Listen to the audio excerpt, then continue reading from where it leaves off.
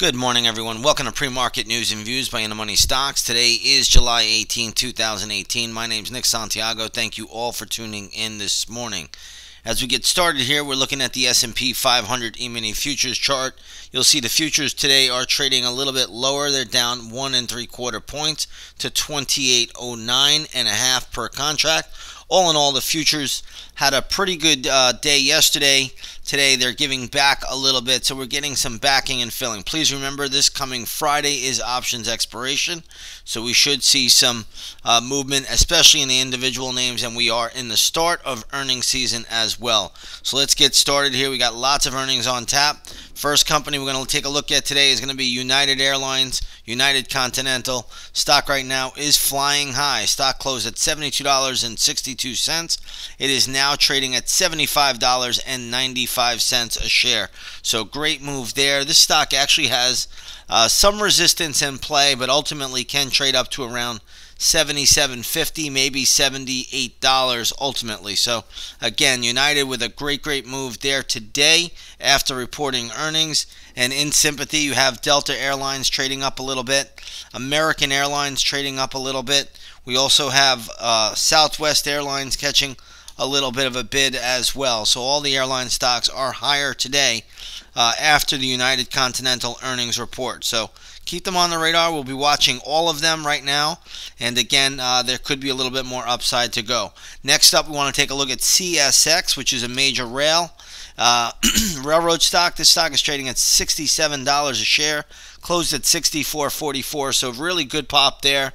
There's a lot of resistance around $70 or just above the 70 level if it gets there. So keep that on the radar. We'll be looking at this once the opening bell rings. Now in sympathy to this, you want to take a look at UNP. This is Union Pacific. This is trading up a touch. This closed at 138.26. Now trading at 139.60. Also want to take a look at KSU, which is Kansas City Southern. This is trading at around 104.68, right where it closed. No real movement there in that name. And we'll keep all the rail stocks front and center today. We'll be watching them as they unfold here, and we'll see if they do give us a little bit more. Another rail you might want to take a look at is NSC, which is Norfolk Southern. That's catching a nice bid, trading at 157, closed at 154.96 yesterday. So rail stocks are up, and that's all on the back of CSX, and we'll see where that goes. As for bank stocks, let's take a look at Morgan Stanley, big financial house here. This is trading at $50.65. This closed at $49.18. So Morgan Stanley catching a little bit of a pop there. Stock looks okay on the charts right now. I don't really see any real issue here. When I look at it on an intraday basis, I think when you in this area, we got to be a little bit careful. It may need to do some backing and filling. But again, I'm going to give this the upside bias ultimately to around $52. So all in all, no real issue here for Morgan Stanley. We'll keep it on the radar. We'll see how it plays out. Yesterday we had earnings from Goldman Sachs. And again, Goldman today trading, well, really not doing a whole lot, but up about 87 cents from yesterday's close.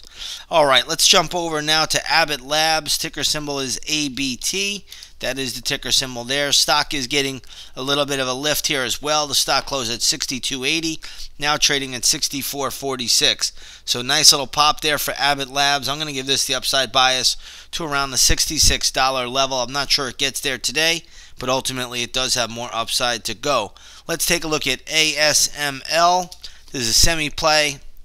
The stock closed yesterday at $204.34, now trading at $212.35. This is on the back of earnings as well. Nice little move there, and that's moving higher. Again, around 214 and a half, 214 and a quarter, you start to run into some good resistance. Let's take a look at MTG.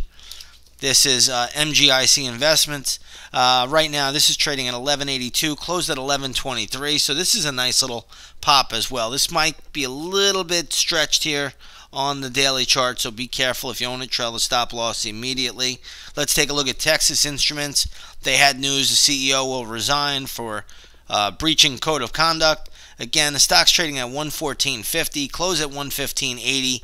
I'm not going to make much out of this. The only way I would really get interested in this name either way would be if we trade down to around the 108 and a quarter, 108 and a half level. Until then, there's really nothing to do with Texas Instruments. It's not really that big of a down move anymore. It was last night after the close, but not anymore.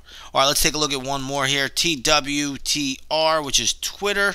Twitter right now trading at $44.44. Stock closed, I believe it was downgraded. Stock closed at $44.71. So you got a little minor downgrade there. We can't make too much out of that right now. Twitter's been putting in a really long sideways base on the daily chart, and that pattern continues to still be alive.